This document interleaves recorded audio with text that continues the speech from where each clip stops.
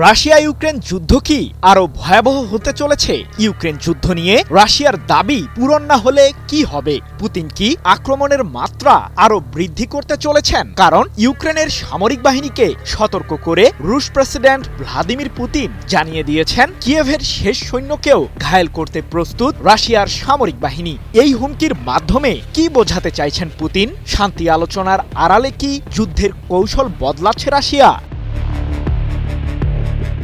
রাশিয়ার বিরুদ্ধে ইউক্রেনের পরাজয় নিশ্চিত জেনে এই যুদ্ধকে বন্ধ করতে বেশ তৎপর অবস্থানে মার্কিন প্রশাসন। তাই তো যুক্তরাষ্ট্রের প্রেসিডেন্ট ডোনাল্ড ট্রাম্প রুশ প্রেসিডেন্ট পুতিন ও ইউক্রেনের প্রেসিডেন্ট ভলোদিমির জেলেনস্কির সাথে কয়েক দফায় আলোচনাও সেরেছেন, কিন্তু এখন পর্যন্ত আশানুরূপ কোনো ফল অর্জন করতে পারেননি হোয়াইট হাউস শাসক।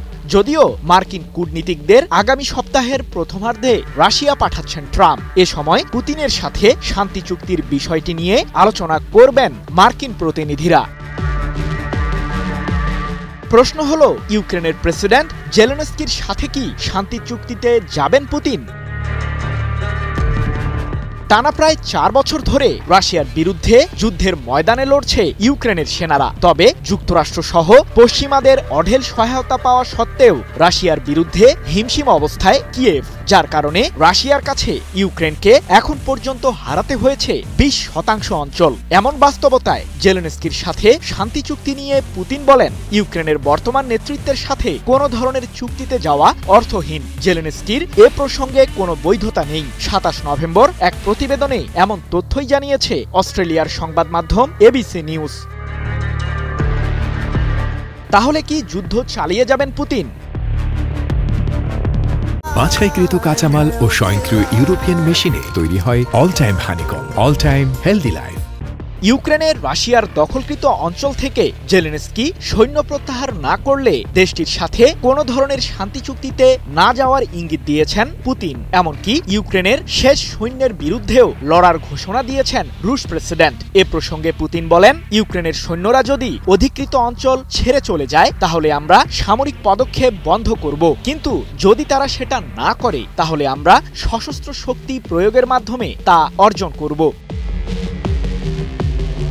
কিন্তু চলমান যুদ্ধে রাশিয়ার দাবি আসলে কি? পশ্চিমাদের বিভিন্ন ধরনের নিষেধাজ্ঞার কবলে জর্জরিত রাশিয়া, কিন্তু যুদ্ধের মাঠে নিজেদের অর্জন নিয়ে হাল ছাড়েনি পুতিনের সৈন্যরা। তাই তো রুশ প্রেসিডেন্ট বেশ জোর গলায় বলেছেন, যুদ্ধের ময়দানে সর্বত্রই আমাদের ইতিবাচক গতিশীলতা রয়েছে। আর ইউক্রেনের বিরুদ্ধে শান্তি চুক্তির শর্ত হিসেবে পুতিন বলেছেন, ক্রিমিয়া, দনবাস এবং দক্ষিণ ও পূর্ব ইউক্রেনের একটি অংশ রাশিয়ার কাছে ছেড়ে দিলেই কেবল এই যুদ্ধের সমাপ্তি হতে পারে। তাহলে কি ইউক্রেন পুতিনের শর্ত মানতে চলেছে? শান্তির বিনিময়ে রাশিয়ার কাছে কোনো ধরনের ভূমি ছেড়ে দেবে না জেলেনস্কি, এমন বার্তাই দিয়েছেন ইউক্রেনের প্রেসিডেন্টের কার্যালয়ের প্রধান আন্দ্রি ইয়েরমাক। এ প্রসঙ্গে তিনি বলেন, প্রেসিডেন্ট হিসেবে জেলেনস্কি যতদিন দায়িত্বে আছেন ততদিন পর্যন্ত রাশিয়ার কাছে কোনো ধরনের ভূমি ছাড়বে না ইউক্রেন।